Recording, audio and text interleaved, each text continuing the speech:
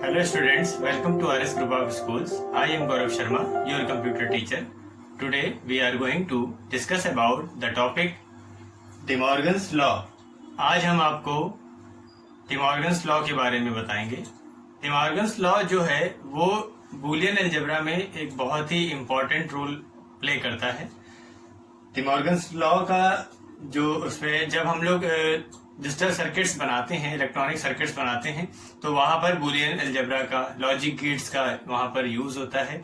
ठीक है, तो De Morgan's लॉ जो है वो हमारे बूलियन लॉज से स्टेट होता है, उससे बना होता है. ठीक है, तो De Morgan's लॉ जो है उसको सबसे पहले तो हम ये देखेंगे कि किसने De Morgan's लॉ दिया. ठीक है, तो उनका नेम है अगस्टाइन डी मॉर्गन. तो इन्होंने इस लॉ को दिया था. अब ये लॉ कहता क्या है, क्या बताना चाहता है, उसके बारे में हम पहले डिस्कस करेंगे. फिर De Morgan's ने दो लॉ को दिया था. जो पहला लॉ यहाँ पर लिखा हुआ है, दूसरा यहाँ लिखा हुआ है. इसको हम De Morgan's थ्योरम भी कहते हैं. ठीक है, तो अब ये जो दो आपको लॉज यहाँ पर बताए गए हैं उनके बारे में हम पहले डिस्कस करेंगे और इनको प्रूव करने का मेथड भी देखेंगे कि किस तरीके से ये इन लॉज को प्रूव या स्टेट किया जा सकता है. ठीक है, तो सबसे पहले हम यहाँ पर देखते हैं कि ये लॉज क्या हमको बताना चाहते हैं. तो सबसे पहले तो देखिए यहाँ पर है कि ये complement of sum of variable is same as product of the complements of the variable and vice versa. ऐसे रीड करने में शायद आपको समझ में नहीं आया होगा. जब हम इसको लॉज को देखेंगे तब हमको ये लाइनें समझ में आएंगी कि ये लॉ क्या कहना चाहता है. देखिए क्या कह रहा है, complement of sum of variable is same as product of the complements of the variable. क्या मतलब हुआ, complement of sum of variable, ये है sum of variable a plus B. A और बी यहां पर दो वेरिएबल हैं, इनका सम करेंगे तो a प्लस बी होता है. a प्लस बी का कॉम्प्लीमेंट यहां पर लिखा है, देखिए कॉम्प्लीमेंट ऑफ, ध्यान से देखने की जरूरत है तभी समझ में आएगी. Complement of sum of variable, sum of variable किन्हीं दो वेरिएबल्स का सम और उनका कॉम्प्लीमेंट. तो यहां पर यही बता रहे हैं कि complement of sum of variable is same as, same as होता है किसके, product of the complements of the variable. Product माने multiplication, product of the complements of the variable, कि दो वेरिएबल का अगर हम सम करें और उनका कॉम्प्लीमेंट, ओवरऑल कॉम्प्लीमेंट, मतलब कि ब्रैकेट के बाहर हमने यहाँ पर कॉम्प्लीमेंट का मतलब इनवर्स या नॉट गेट यहां पर बताया जा रहा है. ठीक है, तो नॉट ऑपरेटर, तो यहां पर हमने a प्लस बी किया, उसका हमने कॉम्प्लीमेंट कर दिया. वो इक्वल होता है अगर हम इन दोनों का मल्टीप्लाई कर दें, वो भी उनके कॉम्प्लीमेंट वेरिएबल के साथ में.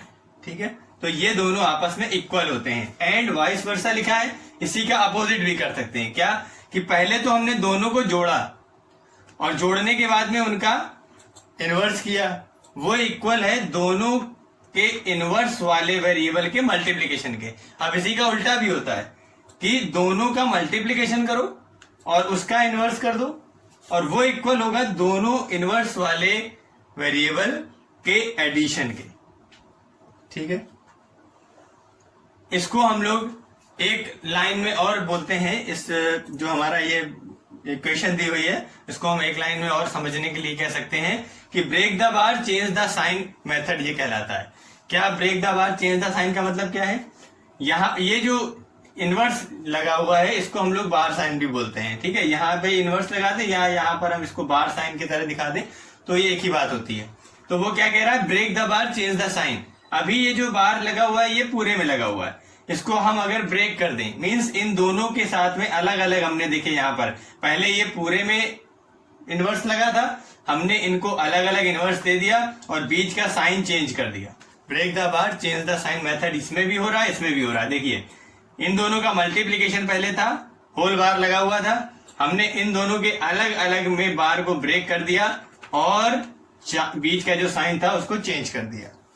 तो यहाँ पर भी break the bar change the sign method आ रहा है और यहाँ पर भी break the bar change the sign method apply हो रहा है। तो ये तो बात हो गई कि डी मॉर्गन्स लॉ होता क्या है। अब इसको प्रूव कैसे करेंगे हम उसकी बात करेंगे। प्रूव करने के लिए दो मेथड हैं। एक तो हम बुलियन लॉज की हेल्प से इसको प्रूव कर सकते हैं, दूसरा हम इसको ट्रुथ टेबल की हेल्प से प्रूव कर सकते हैं। तो आज हम जो मेथड देखने जा रहे हैं वो है ट्रुथ टेबल की हेल्प से प्रूव करने वाला। बुलियन लॉज वाला मेथड हम आपको अभी बुलियन लॉज हमने आपको नहीं बताए, पहले हम बुलियन लॉज पढ़ेंगे, उनमें से उनको जब सब समझ लेंगे तो उनमें से कुछ लॉज का यहाँ पर यूज होता है जब हम उसको लॉज की हेल्प से सॉल्व करते हैं। तो वो मेथड हम नेक्स्ट टाइम में पढ़ेंगे। आज हम इसको ट्रुथ टेबल की हेल्प से प्रूव करना देखेंगे। तो सबसे पहले हम फर्स्ट लॉ जो हमारा है उसको देखते हैं कि ये फर्स्ट लॉ किस तरीके से हम इसको प्रूव कर सकते हैं। तो देखिए यहाँ पर हमने फर्स्ट लॉ को पहले लिखा हुआ है, अब इसको हम ट्रुथ टेबल की हेल्प से स्टेट प्रूव करेंगे। ठीक है, देखिए जिस तरीके से हमने अभी तक बुलियन इक्वेशंस को प्रूव करना सीखा है, मेथड हमको वही लगाना है और हमारा ये लॉ प्रूफ होकर के यहाँ पर आपको दिखेगा। ठीक है, तो क्या करना है आपको पता है। सबसे पहले अगर हमें किसी बुलियन इक्वेशन या बुलियन एक्सप्रेशन को सॉल्व करना है या प्रूव करना होता है तो हम उसके लिए ट्रुथ टेबल बनाते हैं। ट्रुथ टेबल में हम सबसे पहला हमारा काम होता है कि हम वेरिएबल्स, नंबर ऑफ वेरिएबल्स को देखते हैं कि कितने वेरिएबल हमारी इक्वेशन में कितने वेरिएबल हमको दिए गए हैं। तो यहाँ पर हम देखेंगे कि दो वेरिएबल हैं, ए और बी। ए डैश और बी डैश जो है वो ए बी से ही निकल के आएगा। तो नंबर ऑफ वेरिएबल जो है वो ए और बी दो हैं। तो हम दो वेरिएबल के लिए टेबल बना रहे हैं। टू वेरिएबल की टेबल है ये ए और ये बी। टू वेरिएबल की टेबल में आपको पता है 4 पॉसिबल कॉम्बिनेशंस होते हैं। यहाँ पर हम उनके बारे में लिख देंगे 0 0 1 1, यहाँ पर 0 1 0 1। अब हमारा सबसे पहला काम होगा कि हम इनका इनवर्स निकालेंगे, ए डैश और बी डैश। अब इनवर्स किस तरीके से आता है देखिए, ए डैश आएगा ए वाले का अपोजिट करने पे, 0 0 1 था तो यहाँ पर 1 1 0 0 हो गया। बी डैश आएगा बी का इनवर्स करने से, कैसे 0 1 0 1 है तो उल्टा कर दिया 1 0 1 0 कर दिया। तो ये तो आ गया ए डैश बी डैश। अब हम बात करेंगे इसकी और इसकी। तो सबसे पहले हमें चाहिए ए प्लस बी का होल डैश, तो उसके लिए हमें पहले ए प्लस बी आना चाहिए। तो हम ए प्लस बी निकाल लेंगे। ए प्लस बी कैसे निकलेगा, ए और बी को ऐड करके। तो यहां पर आएगा 0, ए दोनों कॉलम देखेंगे सिर्फ 1 1 1। इसके बाद ए प्लस बी का होल डैश, ए प्लस बी का होल डैश निकालना पड़ेगा हमें। तो उसके लिए क्या होगा, जो यहां दिया उसका अपोजिट कर दीजिए, 1 0 0 0। 0 ट्रिपल 1 था तो उल्टा कर दिया 1 ट्रिपल 0 कर दिया। अब हम बात करेंगे ए डैश डॉट बी डैश की। तो देखिए ए डैश डॉट बी डैश कैसे निकलेगा, ए डैश डॉट बी डैश। ठीक है, तो ए डैश डॉट बी डैश निकालने के लिए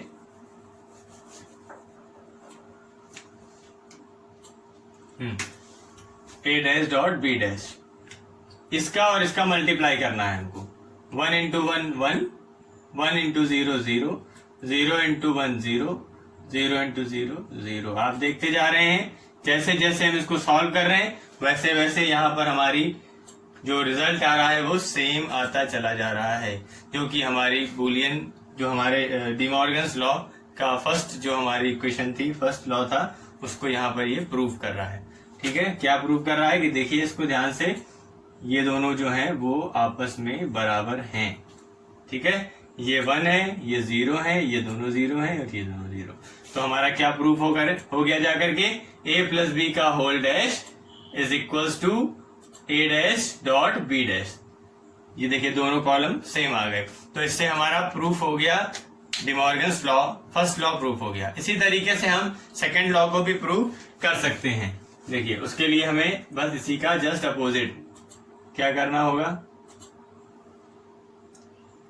देखिए पहले तो हम यहाँ पर लॉ लिख लेते हैं कि होता क्या है, सेकंड लॉ क्या होता है।